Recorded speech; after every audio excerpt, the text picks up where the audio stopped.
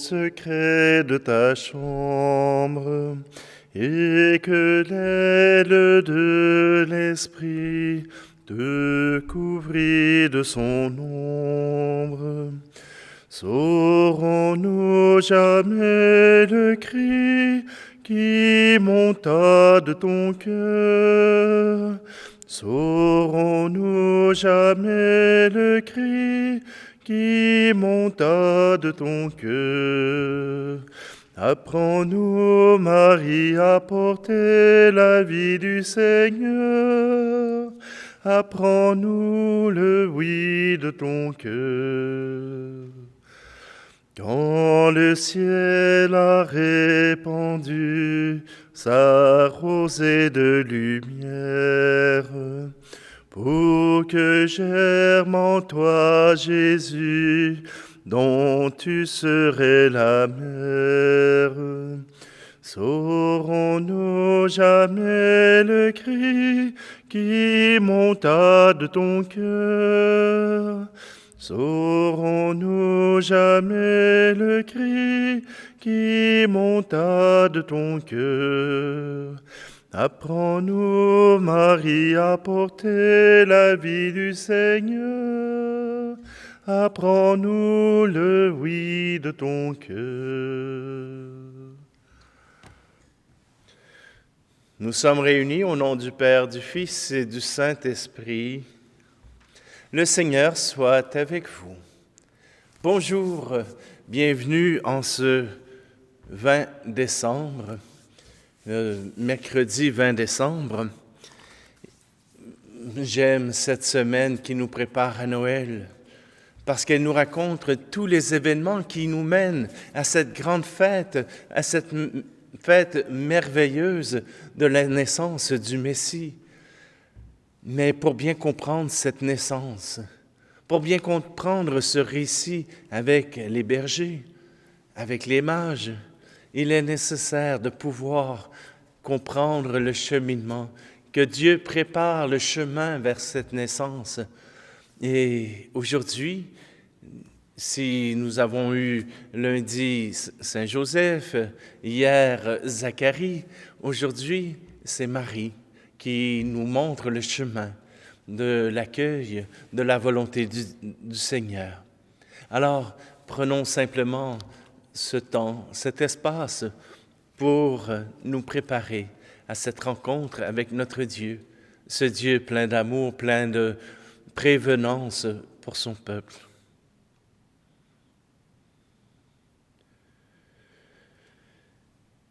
Kyrie Christe, Kyrie eleison. Que Dieu Tout-Puissant nous fasse miséricorde, qu'il nous pardonne nos péchés et nous conduise à la vie éternelle. Amen. Prions. Dieu d'éternelle majesté, à l'annonce de l'ange, la Vierge Immaculée accueillit ton Verbe indicible et devenue la demeure de Dieu, elle fut remplie de la lumière de l'Esprit Saint. Nous te demandons qu'à son exemple, nous puissions nous attacher humblement à ta volonté. Par Jésus-Christ, ton Fils, notre Seigneur, qui vit et règne avec toi dans l'unité du Saint-Esprit, Dieu pour les siècles des siècles. Amen. Lecture du livre du prophète Isaïe. En ces jours-là, le Seigneur parla ainsi au roi Akaz. Demande pour toi un signe de la part du Seigneur ton Dieu, au fond du séjour des morts ou sur les sommets là-haut. Akaz répondit, « Non, je n'en demanderai pas. Je ne mettrai pas le Seigneur à l'épreuve. » Isaïe dit alors, « Écoutez, maison de David, il ne vous suffit donc pas de fatiguer les hommes. Il faut encore que vous fatiguiez mon Dieu. C'est pourquoi le Seigneur lui-même vous donnera un signe. Voici que la Vierge est enceinte, elle enfantera un fils, qu'elle appellera Emmanuel, c'est-à-dire Dieu avec nous. Parole du Seigneur. Le psaume 23. Qu'il vienne le Seigneur, c'est lui le roi de gloire. Ô Seigneur, le monde et sa richesse, la terre et tous ses habitants. C'est lui qui l'a fondée sur les mers et la garde inébranlable sur les flots. Qui peut gravir la montagne du Seigneur et se tenir dans le lieu saint? L'homme au cœur pur, aux mains innocentes, qui ne livre pas son âme aux idoles. Il obtient du Seigneur la bénédiction et de Dieu son Sauveur la justice.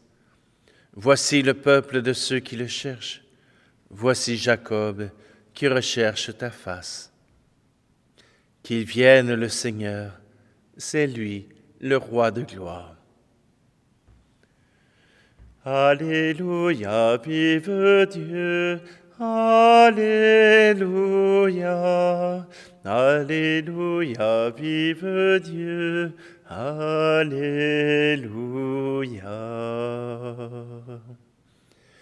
Viens, clé de David, toi qui ouvres les portes du royaume, arrache à leur prison les captifs des ténèbres. Alléluia, vive Dieu, Alléluia, Alléluia, vive Dieu, Alléluia.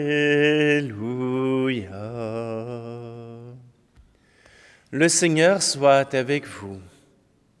Évangile de Jésus-Christ selon saint Luc. Au 6e mois d'Élisabeth, l'ange Gabriel fut envoyé par Dieu dans une ville de Galilée appelée Nazareth, à une jeune fille vierge, accordée en mariage à un homme de la maison de David, appelé Joseph. Et le nom de la jeune fille était Marie.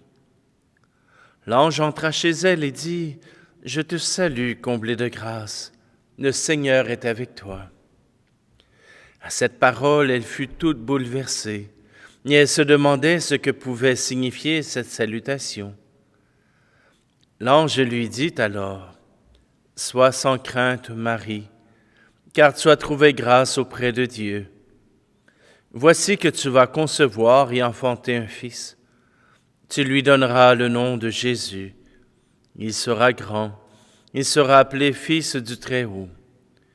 Le Seigneur Dieu lui donnera le trône de David, son père. Il régnera pour toujours sur la maison de Jacob, et son règne n'aura pas de fin. » Marie dit à l'ange, « Comment cela va-t-il se faire, puisque je ne connais pas d'homme ?» L'ange lui répondit, « L'Esprit Saint viendra sur toi, et la puissance du Très-Haut te prendra sous son ombre.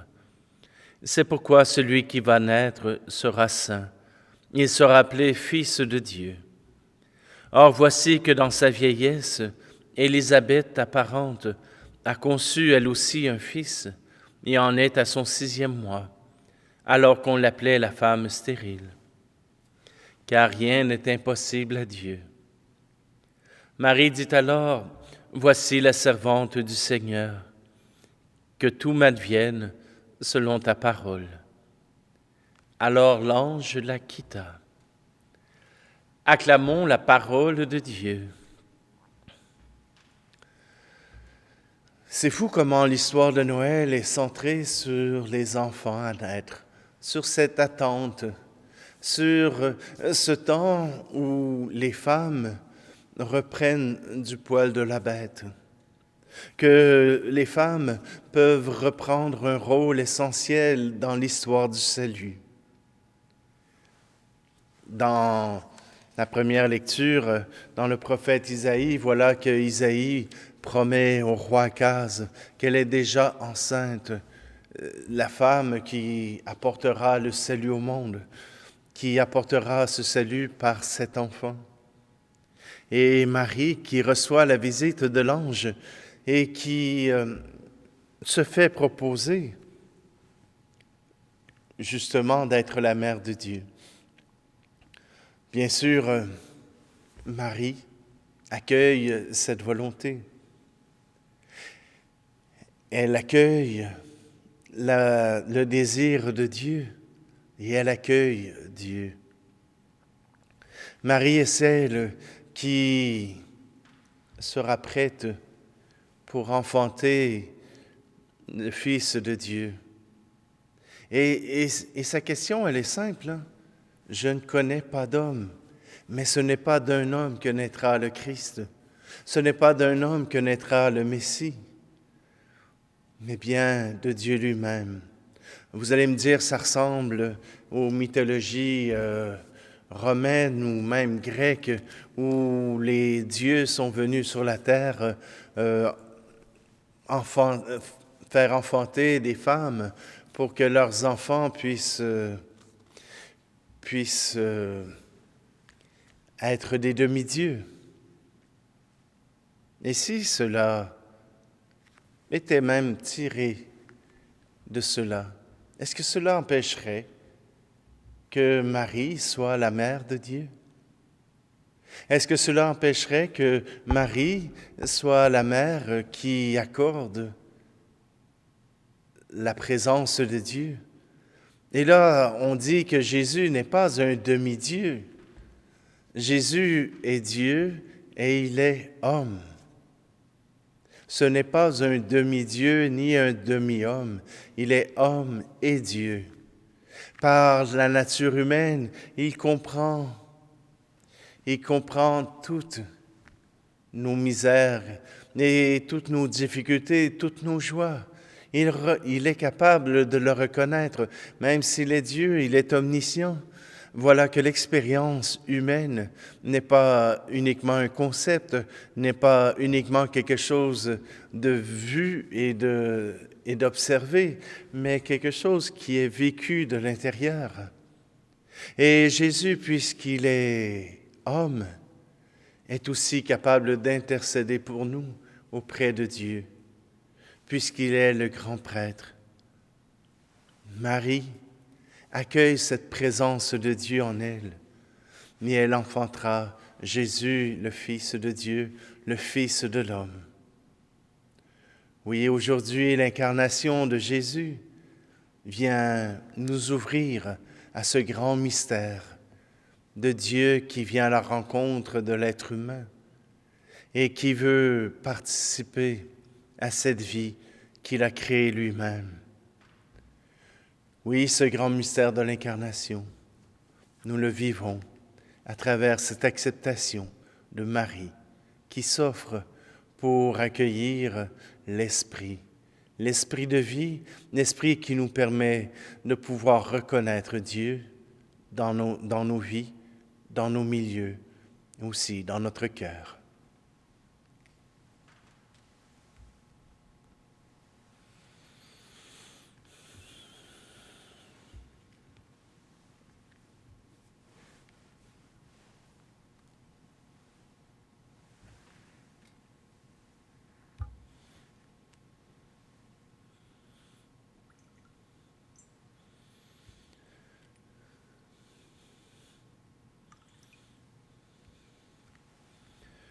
Tu es béni, Seigneur, Dieu de l'univers, toi qui nous donnes ce pain, fruit de la terre et du travail des hommes et des femmes. Il deviendra pour nous le pain de la vie. Tu es béni, Seigneur, Dieu de l'univers, toi qui nous donnes ce vin, fruit de la vigne et du travail des hommes et des femmes. Il deviendra pour nous le vin du royaume éternel.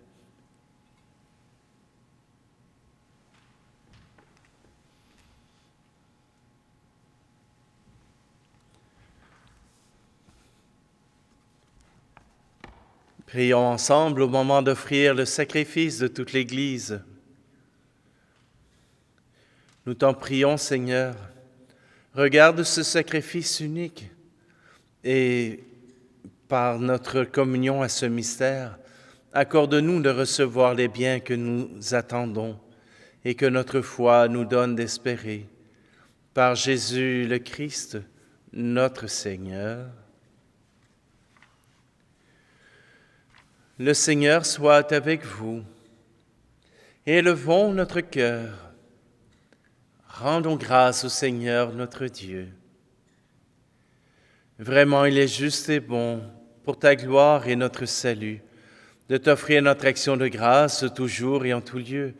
Seigneur, Père très saint, Dieu éternel et tout-puissant, par le Christ notre Seigneur.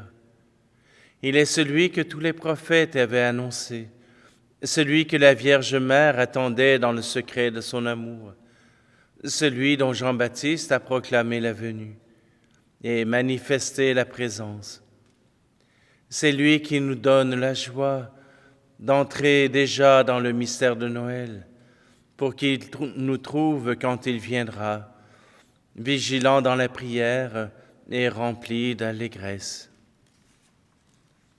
C'est pourquoi avec les anges et les archanges, avec les puissances d'en haut et tous les esprits bienheureux, nous chantons l'hymne de ta gloire et sans fin nous proclamons. Saint, très saint est le Seigneur, Dieu de l'univers.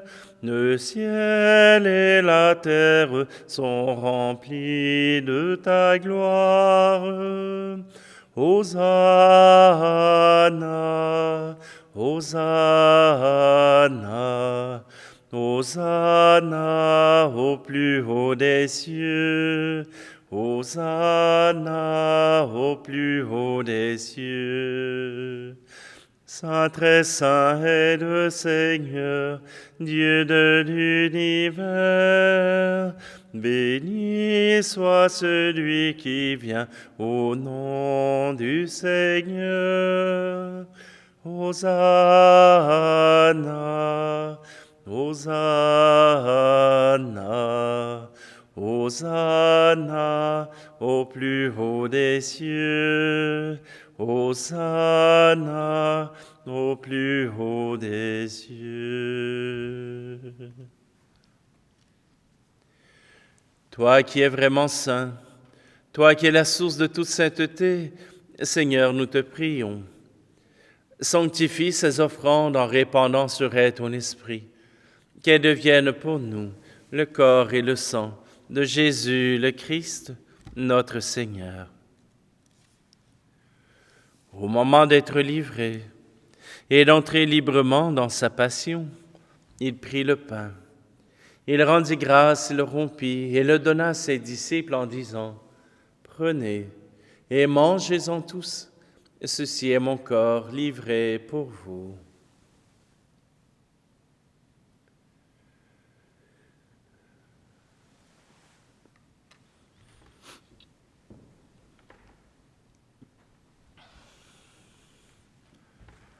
De même, après le repas, il prit la coupe.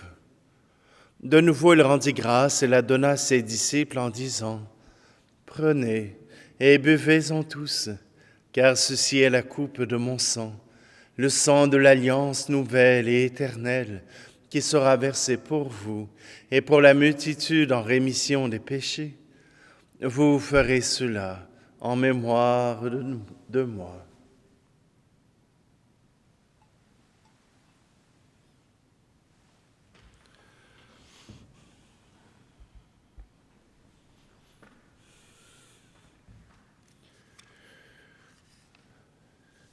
Christ est venu, Christ est né, Christ a souffert, Christ est mort, Christ est ressuscité, Christ est vivant, Christ reviendra. Christ est là, Christ reviendra, Christ est là.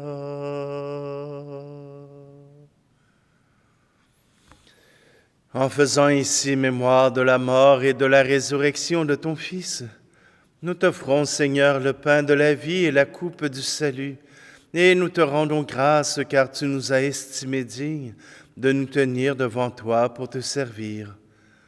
Humblement, nous te demandons qu'en ayant part au corps et au sang du Christ, nous soyons rassemblés par l'Esprit Saint en un seul corps.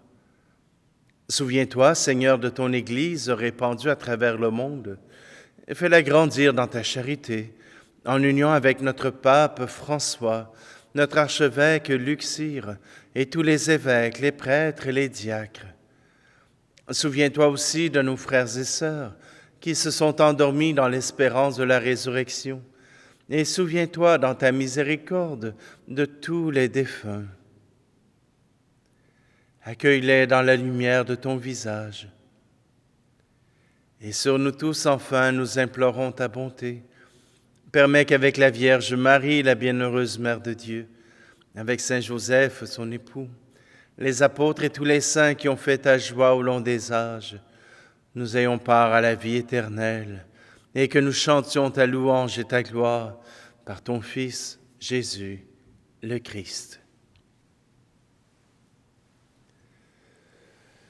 Par lui, avec lui et en lui, à toi, Dieu le Père Tout-Puissant, dans l'unité du Saint-Esprit, tout honneur et toute gloire pour les siècles des siècles.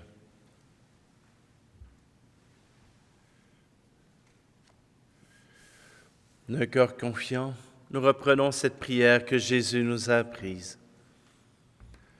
Notre Père qui es aux cieux, que ton nom soit sanctifié, que ton règne vienne, que ta volonté soit faite sur la terre comme au ciel.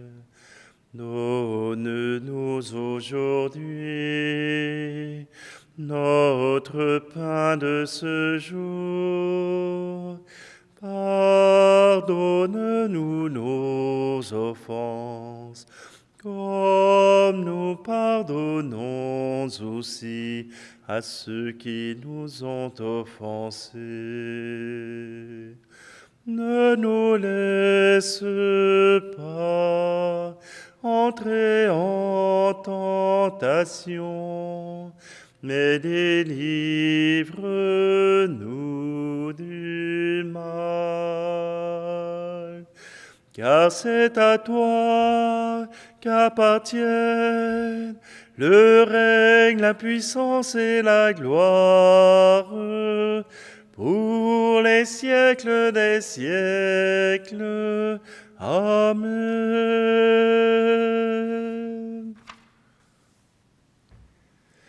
Seigneur Jésus-Christ, tu as dit à tes apôtres, je vous laisse la paix, je vous donne ma paix.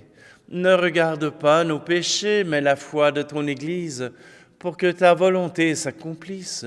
Donne-lui toujours cette paix et conduis-la vers l'unité parfaite, toi qui vis et règnes pour les siècles des siècles. Amen. Que la paix du Seigneur soit toujours avec vous.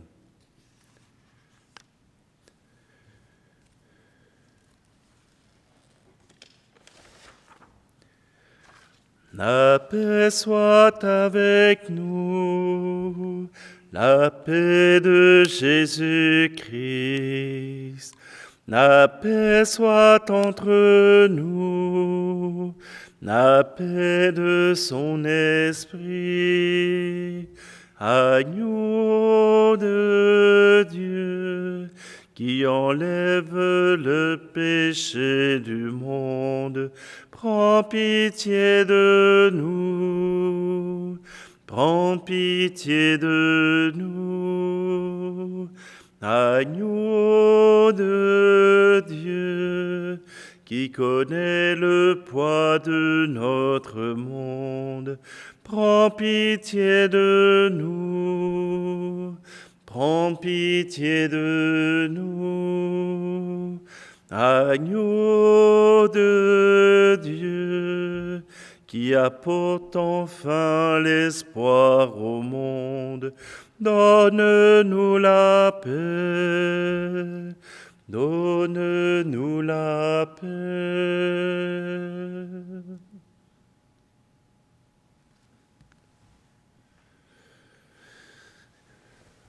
Voici l'agneau de Dieu, voici celui qui enlève le péché du monde. Heureux, heureuses les invités au repas des noces de l'agneau. Seigneur, je ne suis pas digne de te recevoir, mais dis seulement une parole et je serai guéri.